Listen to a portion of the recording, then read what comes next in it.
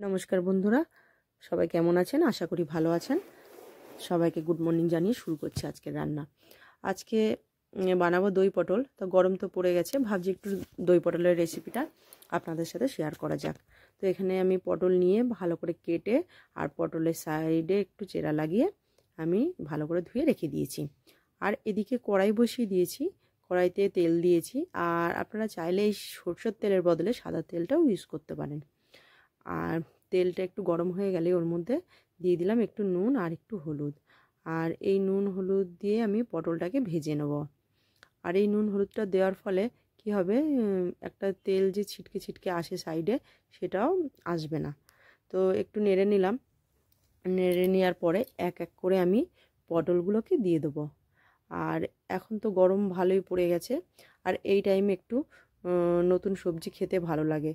তা এতদিন একঘেয়ে শীতের সবজি আমরা খেয়ে এসেছি, এবার একটু গরমের সবজি খাওয়া যাক। সবে সবে বাজারে নতুন পটল উঠেছে, তা ভাবলাম একটু দই পটল বানানো যাক।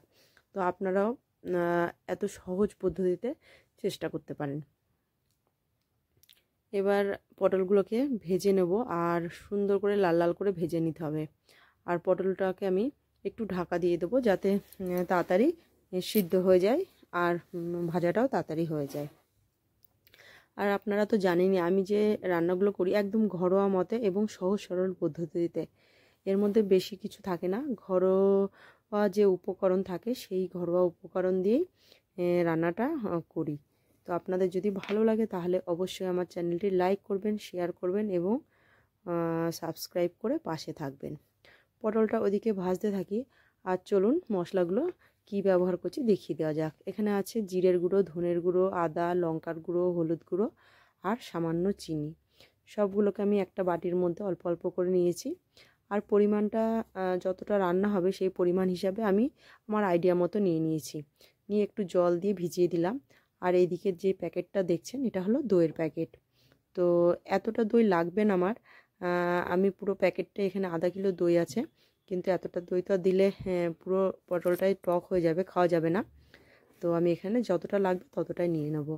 আর এদিকে দেখুন পটলটা বেশ সুন্দর ভাজা হয়ে এসছে, কত সুন্দর ব্রাউন কালার হয়ে এসছে। এবার পটলগুলোকে তুলে নিয়েছি, আর ওই কড়াইয়ের মধ্যে আমি দিয়ে দেবো আরও একটুখানি তেল আর ঘি।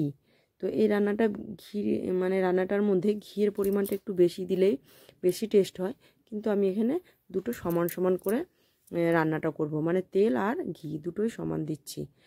ঘিটা যেহেতু জমে গেছে তার জন্য বোঝা যাচ্ছে না, এখানে প্রায় 1 থেকে 1.5 চামচের মতো ঘি আছে। এবার আমি এর মধ্যে গোটা গরম মশলা, শুকনো লঙ্কা, তেজপাতা, জিরে ফোড়ন দিয়ে দিলাম। ফোড়নটা একটু ভাজা হয়ে গেলে আর একটু মানে ফোড়নটা থেকে একটু সুন্দর গন্ধ বেরোলেই এর মধ্যে আমি যে মশলাটা ভিজিয়ে রেখেছিলাম সেই মশলাটা দিয়ে দেবো। এই দেখুন ফোড়নটা দিয়ে একটা সুন্দর গন্ধ বেরোচ্ছে, গন্ধটা কিন্তু আপনারা পাচ্ছেন না, আমি পাচ্ছি। এবার মশলাটা দিয়ে দিলাম, মশলাটা দিয়ে একটু ভেজে নেব। আর এই রান্নাটা করতে আমি বেশি একটা জল ব্যবহার করব না। মশলার বাটিটার মধ্যে একটু সামান্য জল দিয়ে আমি মশলার বাটির মধ্যে যে মশলাটা লেগেছিল সেটা একটু জল দিয়ে একটু নেড়ে আমি দিয়ে দেব। এবার মশলাটাকে একটু কষিয়ে নেব। আর মশলাটা কষাতে কষাতে যে একটা সুন্দর এই যে তেল ছেড়ে দিয়েছে, মানে মশলাটা হয়ে এসছে। আর হ্যাঁ, আরও একটা জিনিস না আপনাদের দেখানো হয়নি, সেটা হলো কিশমিশ। আমি কিশমিশটা দেখাতে একদমই ভুলে গেছিলাম।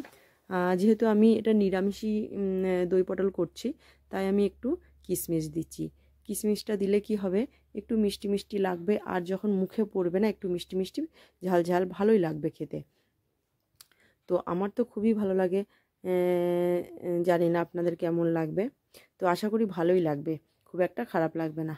তো কিশমিশ দিয়ে দিলাম, কিশমিশ দিয়েও একটু নেড়ে নেবো। আর এদিকে দেখুন ওই ছোটো বাটিরই হাফ বাটির মতো দই নিয়েছি, আর দইটাকে সুন্দর করে ফেটিয়ে নিয়েছি। দইটা কিন্তু ভালো করে ফেটিয়ে নিতে হবে, ভালো করে ফেটিয়ে না নিলে যখনই কড়াইতে দেবো তখন কেটে যাওয়ার ভয় থাকে। ভালো করে ফেটিয়ে নিয়ে আমি দইটা দিয়ে দিয়েছি। আর এই দেখুন দইটাও মিশিয়ে নিচ্ছি মশলার সঙ্গে, কত সুন্দরভাবে যে দইটা মিশে গেছে। এবার আরও একটু আমি কষিয়ে নেব। আর দইয়ের যে বাটিটার মধ্যে অনেকটা দই এখনও লেগে আছে, তো তার মধ্যে আমি সামান্য জল দিয়ে ওই বাটির মধ্যে একটু জল দিয়ে ওই জলটা কড়াইতে দিয়ে দেবো।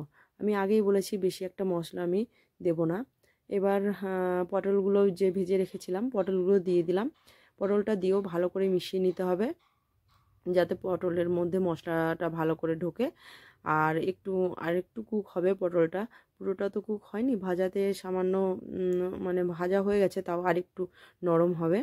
এবার সামান্য নুন দিয়ে দিলাম, নুন দিয়ে, কারণ আমি ভাজার সময় নুন দিয়েছিলাম। আর আর একটু জল দেবো, দেওয়ার পরে দইটা দিয়েছি, এইসব দিলে একটু নুনটা একটু ফিকা হয়ে যায়, এই কারণে আমি আরও একটু নুন দিয়ে দিলাম। হ্যাঁ, নুনটা কিন্তু অবশ্যই চেক করে দিতে হবে, যদি মনে হয় যে না ঠিক আছে তাহলে দেওয়ার কোনো প্রয়োজন নেই, আর যদি মনে হয় যে না দিতে হবে তখন একটু দিতে পারেন। এবার আমি কি করলাম, সেই বাটির মধ্যে জল দিয়ে, দইয়ের বাটিটায় জল দিয়ে আমি সামান্য, দেখুন জলটা যে খুব বেশি দিয়েছি তা না, একদম সামান্য দিয়েছি। এবার একটুখানি হতে দিয়েছি, ঢেকে দিয়েছিলাম। তারপরে আমি দুটো লঙ্কা চিড়ে দিয়ে দিলাম। রান্নাটা প্রায় আমার হয়ে এসছে, দেখুন কালারটা কত সুন্দর মানে এসছে, আর এই যে গা থেকে তেলও ছেড়ে গেছে। এবার আমি এর উপরে সামান্য গরম মশলা ছড়িয়ে দেবো, দিয়ে বন্ধ করে দেবো। তাহলে না রেডি হয়ে গেল আজকে আমাদের দই পটল। আর এই রান্নাটা খেতে এত সুন্দর লাগে না, শুধু এটা দিয়েই পুরো ভাত খাওয়া হয়ে যায়। তো আপনারা বাড়িতে অবশ্যই ট্রাই করবেন, আর অবশ্যই কমেন্ট করে জানাবেন যে কেমন হলো। আর এরকম নিরামিষি দিনে যদি এরকম একটা পদ থাকে আর তাহলে কিছুই লাগে না।